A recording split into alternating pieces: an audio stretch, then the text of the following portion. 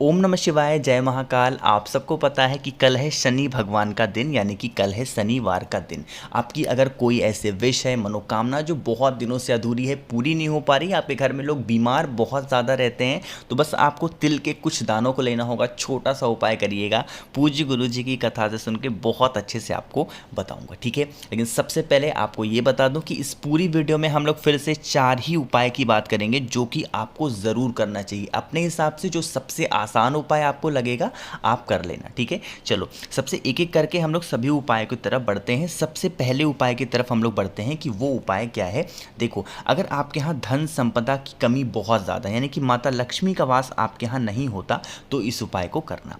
Screen पर आपको दिख रहा होगा काला तिल, ठीक है। बहुत ज़्यादा लेने की ज़रूरत नहीं है, 1 चम्मच लेना होगा काला तिल, ठीक है। आगे बढ़ें। फिर यहाँ पर आपको दिख रहा होगा धान। ये वही धान है जिसको जब हम इसके छिलके को निकाल देते हैं तो उसमें से चावल निकलता है, वो वाला धान हमें लेना होगा। वो भी कितना लेना है, मात्र 1 से 2 चम्मच धान ले लेना, ठीक है। आगे धान कहाँ मिलेगी, बहुत लोग सोच रहे होंगे। तो आप किसी बड़े किराना स्टोर पे जाओगे या फिर जहाँ पे चक्की नहीं होती है, आटा पिसाता है, वहाँ पे भी धान मिल जाएगा, ठीक है। उसके बाद आपको लेना होगा 1 से 2 चम्मच इस तरीके से चावल के खड़े दाने, ठीक है। इतनी चीज़ें ले ली, 3 सामान लेना। और इन तीनों सामान को क्या करेंगे, आप जब अपने घर से बाहर निकलते हैं, जब आप अपने घर से बाहर निकलते हैं तब आपका उल्टा, जैसे घर से बाहर निकलेंगे तो उल्टा साइड कौन सा होगा, अरे यही तो होगा। तो इसी साइड आपको उन तीनों चीज़ों को एक कटोरी में रख देना है। कौन से दिन रखोगे, शनिवार के दिन शाम के टाइम पे रखना। कब, शनिवार के दिन शाम के टाइम पे रखना और उसको किसी चीज़ से ढक देना, ठीक है। आप कहोगे भैया मेन गेट के बाहर रखेंगे, नहीं, जो लोहे वाला गेट होता है उसके बाहर मत रखना, वरना रात भर में तो गायब हो जाएगा। आप अपने घर के अंदर जो चौखट होती है वहाँ पे रखना, ठीक है। शनिवार के दिन रात में रख देना, पूरी रात ऐसे रखा रहने देना। जब रविवार के दिन आप सुबह सो करके उठें, नहा करके आएँ, नहाने के बाद क्या करेंगे, इस कटोरी को उठाएंगे, ठीक है। कटोरी को उठाने के बाद आप चले जाएंगे महादेव के शिवलिंग के पास, ठीक है। पहुँच गए, पहुँचने के बाद क्या करना होगा, फेस रखना होगा उत्तर दिशा, यानी कि नॉर्थ डायरेक्शन, ठीक। उसके बाद जो तीनों चीज़ें आपकी कटोरी में है उसको महादेव के शिवलिंग के ऊपर समर्पित कर देना, श्री शिवाय नमस्तुभ्यम का स्मरण करते हुए, ठीक है। और आप अपने साथ 1 लोटा शुद्ध जल तांबे के लोटे में लेके जाना, ठीक। अब देखो, मैं बार बार ठीक ठीक बोल रहा हूँ तो माइंड मत करना, ठीक है, थोड़ा हैबिट हो गई है अब। तो अब 1 लोटा जो तांबे का लोटा होगा, जो जिस जगह पे आपने इन तीनों चीज़ों को चढ़ाया है उसी जगह पे आपको चढ़ाना होगा श्री शिवाय नमस्तुभ्यम का स्मरण करते हुए, ठीक है। चढ़ा दोगे, सारी चीज़ें इधर उधर बिखर जाएंगी। उनमें से तीनों में से 2-2 दाने, यानी कि 2 दाने धान से, 2 दाने काले तिल से और 2 दाने चावल से ले लेना। उसको किसी भी चीज़ में रख लेना और जहाँ पर भी आप अपने घर में पैसे रुपए रखते हैं, धन दौलत जेवर गहने जहाँ पर रखते हैं वहीं पर उसको रख देना, ठीक है। जो भी व्यक्ति इस उपाय को कर लेता है कुछ इस तरीके से, उसके घर में हमेशा धन संपदा बनी रहती है, कभी भी माता लक्ष्मी की कमी उसके घर में नहीं होती, ठीक है। तो चलो, पहला उपाय बहुत ज़्यादा आसान था। आगे बढ़ते हैं हम लोग अपने दूसरे उपाय की तरफ, और वो दूसरा उपाय बहुत ज़्यादा, इससे आसान उपाय किसी को मनोकामना पूर्ति का हो ही नहीं सकता, है ना। देखो, आप देखो स्क्रीन पर आपको दिख रहा हो कुछ यहाँ पर पान जैसा, है ना, दिख रहा है ना। आप क्या करेंगे, किसी भी पान वाले दुकान पे जाएंगे, उनसे कहना भैया हमें आप ऐसा पान बना के दो, हमको चढ़ाना है। उनको सीधा सीधा बोलना, ऐसा मत कहना भैया मीठा पान बना दो, नहीं, उनसे कहना भैया हमें पान चढ़ाना है।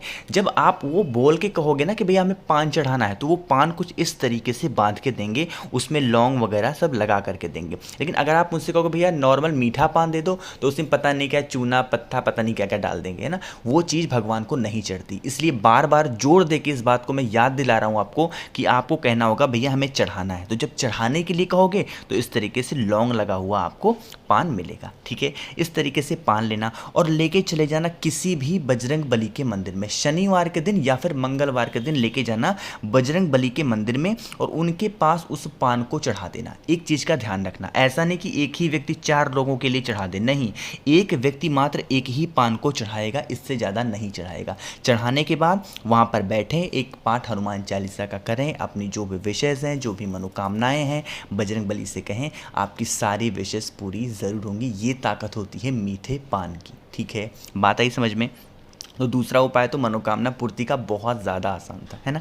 चलो आगे बढ़ते हैं। इस वीडियो में हम लोग अपने तीसरे उपाय की तरफ। लेकिन अब इस उपाय को बताने से पहले वीडियो को कर दो लाइक, और जो भी लोग मेरी आवाज़ पहली बार सुन रहे हैं, अचानक से चैनल पे आए हैं, तो चैनल को सब्सक्राइब करिएगा, ठीक है। चलो, पहला उपाय हमने बात की धन प्राप्ति, दूसरा उपाय हमने बात की मनोकामना पूर्ति। अब तीसरे उपाय की हम लोग बात करते हैं, जो कि है बीमारी के लिए, है ना। मैं हमेशा बताता हूँ कि आज के टाइम पे सभी लोग बहुत बीमार रहते हैं, बहुत ज़्यादा मेडिसिन खाते हैं। दवा सुबह हुई नहीं कि गैस की दवा, पता नहीं कौन कौन सी दवा खाना स्टार्ट होता है। देखो क्या करना, स्क्रीन पर आपको दिख रहा होगा चावल की बहुत सारे दाने, खड़े दाने दिख रहे हैं, ठीक है। इतना ज़्यादा नहीं लेना, 1 से 2 चम्मच लेना होगा चावल के खड़े दाने, ठीक है, इतना लेना।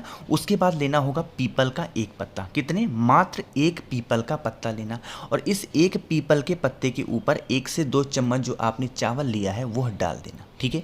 डालने के बाद क्या करेंगे, इसको आज जो भी व्यक्ति आप पे घर में बीमार होगा, जो भी व्यक्ति बीमार है, उस बीमार व्यक्ति के ऊपर से वही चावल, उसी पीपल के पत्ते के ऊपर रखा हुआ जो चावल है उसको 7 बार घुमाना, सर से लेकर के पैर तक 7 बार घुमाना, क्लॉकवाइज डायरेक्शन, यानी कि जिस दिशा में घड़ी घूमती है, ठीक है। इतना घुमा दिया।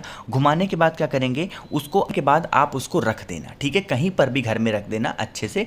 और उसके बाद अगले दिन क्या करना, जो भी व्यक्ति बीमार है जिसके ऊपर से आपने घुमाया था, उसको आप दे देना सूंघने के लिए। उसी चावल को पीपल के पत्ते के ऊपर देना, उसको सूंघने के लिए 1 से 2 बार सूंघ ले।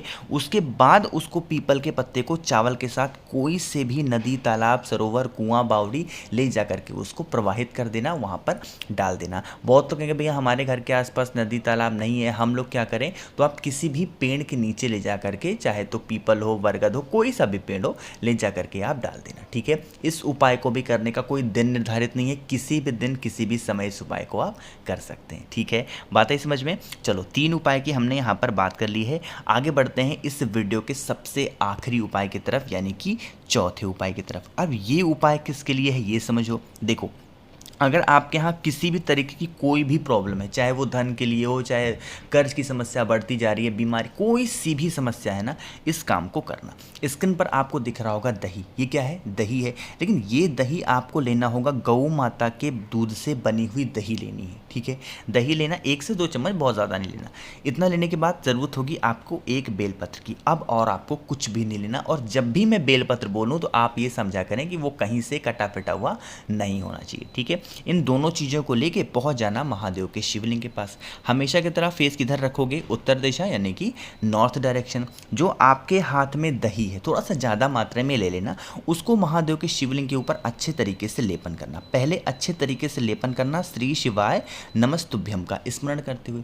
उसके बाद जो 1 बेलपत्र है ना, जिस जगह पे आपने दही को अच्छे तरीके से मला है, आपके जीवन के जो भी कष्ट हैं, जो भी परेशानियां हैं ना, उस परेशानी को ध्यान करते हुए महादेव का कोई सा भी नाम लेके उस 1 बेलपत्र को दही के ऊपर समर्पित कर देना, ठीक है। समर्पित करोगे तो डंडी का भाग होना चाहिए माता अशोक सुंदरी की तरफ, और पत्ती का भाग होगा वो आपकी तरफ होगा। उसके बाद 1 लोटा शुद्ध जल उसी बेलपत्र के ऊपर श्री शिवाय नमस्तुभ्यम का स्मरण करते हुए समर्पित कर देना। समर्पित करने के बाद वहाँ पर बैठना, महादेव से प्रार्थना करना, महादेव हम लोग के जीवन में ये समस्याएं हैं, ये परेशानियां हैं, आप हमारे इस कष्ट को दूर कर दें। कुछ इस तरीके से प्रार्थना कर लेना। उसके बाद आप अपने घर की तरफ जा सकते हैं, ठीक है। तो इस पूरी वीडियो में हम लोगों ने 4 उपाय की बात की है। जो भी उपाय आपको सबसे आसान लगते हो, सबसे अच्छे लगते हो, उन उपाय को आप कर सकते हैं। मैंने कोशिश की अपनी तरफ से अच्छा समझाने की। कोई कमी लगी हो तो नीचे कमेंट में ज़रूर बताइएगा, मैं अगली बार उसको ज़रूर सुधारूंगा। लेकिन वीडियो पसंद आई हो तो लाइक कर दें। कुछ पूछना हो, नहीं समझ में आया, नीचे कमेंट में पूछें। और जो भी लोग मेरी आवाज़ पहली बार सुन रहे हैं, चैनल को सब्सक्राइब करिएगा। ओम नमः शिवाय, जय महाकाल।